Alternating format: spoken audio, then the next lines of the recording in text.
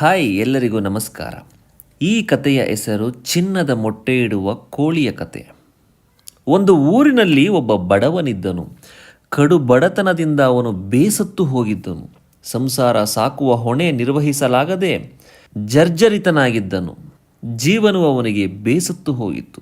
ಅಯ್ಯೋ, ಈ ಜೀವನವು ನನಗೆ ಬೇಕೇ, ಇಷ್ಟು ಬಡತನ ನನಗೆ ಯಾಕೆ ಎಂದು ತುಂಬ ದುಃಖದಿಂದ ಜೀವನವನ್ನು ಸಾಗಿಸುತ್ತಿದ್ದನು. 3 ಹೊತ್ತು ಮೈ ಮುರಿದು ದುಡಿದರೂ ಸಿಗುತ್ತಿದ್ದ ಕೂಲಿ ಒಂದು ಹೊತ್ತಿನ ಊಟಕ್ಕೆ ಸಾಗುತ್ತಿರಲಿಲ್ಲ. ಹೀಗಿರುವಾಗ ಆ ಬಡವನಿದ್ದ ಊರಿಗೆ ಒಬ್ಬ ಸಾಧು ಬಂದನು.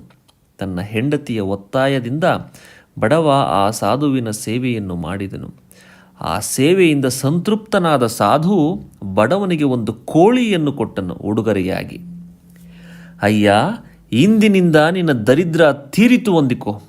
ಈ ಕೋಳಿ ಪ್ರತಿನಿತ್ಯ ಒಂದು ಬಂಗಾರದ ಮೊಟ್ಟೆಯನ್ನು ಇಡುತ್ತದೆ. ನೀನು ಆ ಮೊಟ್ಟೆಯನ್ನು ತೆಗೆದುಕೊಂಡು ಹೋಗಿ ಮಾರುಕಟ್ಟೆಯಲ್ಲಿ ಮಾರಿ ನಿನ್ನ ಬಡತನ ಪರಿಹರಿಸಿಕೋ ಎಂದು ಹೇಳಿದನು.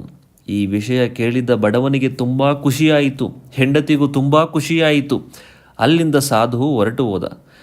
ಮಾರನೆಯ ದಿನ ಬೆಳಗ್ಗೆ ಆ ಕೋಳಿಯು ಒಂದು ಚಿನ್ನದ ಮೊಟ್ಟೆಯನ್ನಿಟ್ಟಿತು. ಆನಂದ ತುದಿಲಿತನಾದ ಬಡವ ಆ ಮೊಟ್ಟೆಯನ್ನು ನೋಡಿ ಬಹಳ ಸಂತೋಷಪಟ್ಟ.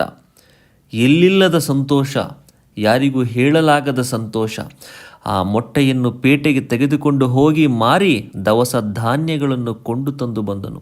ಮನೆಯಲ್ಲಿ ಆ ದಿನ ಹಬ್ಬದ ಸಡಗರ.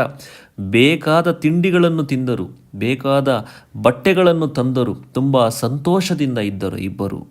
ಪ್ರತಿದಿನ ಕೋಳಿಯು ಒಂದೊಂದು ಬಂಗಾರದ ಮೊಟ್ಟೆಯನ್ನು ಇಡುತ್ತಿತ್ತು. ಆದ ಕಾರಣ ಆ ಬಡವ ಬಹಳ ಬೇಗ ಆ ಊರಿಗೆ ದೊಡ್ಡ ಶ್ರೀಮಂತನಾದ. ಅವನಲ್ಲಿ ಆ ಪಟ್ಟಣಕ್ಕೆ ದೊಡ್ಡ ಶ್ರೀಮಂತ ಎಂದೆನಿಸಿಕೊಳ್ಳುವ ಆಸೆ ಪ್ರಬಲವಾಯಿತು. ಅವನ ಹೆಂಡತಿಯು ಒತ್ತಾಸೆ ನೀಡತೊಡಗಿದಳು. ಅವರಲ್ಲಿ ದುರಾಸೆ ಹುಟ್ಟಿತು. ಕೆಲವು ದಿನಗಳ ನಂತರ ಅವನ ಹೆಂಡತಿ ಗಂಡನಿಗೆ ಹೇಳಿದಳು, ರೀ, ನಾವು ಪ್ರಪಂಚದ ಅತಿ ದೊಡ್ಡ ಶ್ರೀಮಂತರಾಗಬೇಕು. ಈ ಕೋಳಿ ಪ್ರತಿದಿನವೂ ಒಂದೊಂದೇ ಮೊಟ್ಟೆಯನ್ನಿಡುತ್ತದೆ. ಒಂದೊಂದು ಮೊಟ್ಟೆಯನ್ನು ನಾವು ಮಾರುಕಟ್ಟೆಗೆ ತೆಗೆದುಕೊಂಡು ಹೋಗಿ ಮಾರಿದರೆ ನಾವು ದೊಡ್ಡ ಶ್ರೀಮಂತರಾಗುವುದಕ್ಕೆ ಬಹಳ ದಿನಗಳು ಹಿಡಿಯುತ್ತದೆ. ಆದ್ದರಿಂದ ಇದರ ಹೊಟ್ಟೆಯಲ್ಲಿ ಚಿನ್ನದ ಮೊಟ್ಟೆಗಳ ದೊಡ್ಡ ಗಣಿಯೇ ಇರಬೇಕು. ಒಂದೇ ಬಾರಿಗೆ ಅದರ ಹೊಟ್ಟೆಯನ್ನು ಸೀಳಿಬಿಟ್ಟರೆ ಆ ಚಿನ್ನದ ಮೊಟ್ಟೆಗಳ ಗಣಿಯೇ ನಮ್ಮದಾಗುವುದು. ನಮಗೆ ತುಂಬ ಮೊಟ್ಟೆಗಳು, ತುಂಬ ಚಿನ್ನದ ಮೊಟ್ಟೆಗಳು ಸಿಗುತ್ತವೆ ಎಂದು ಹೇಳಿದಳು.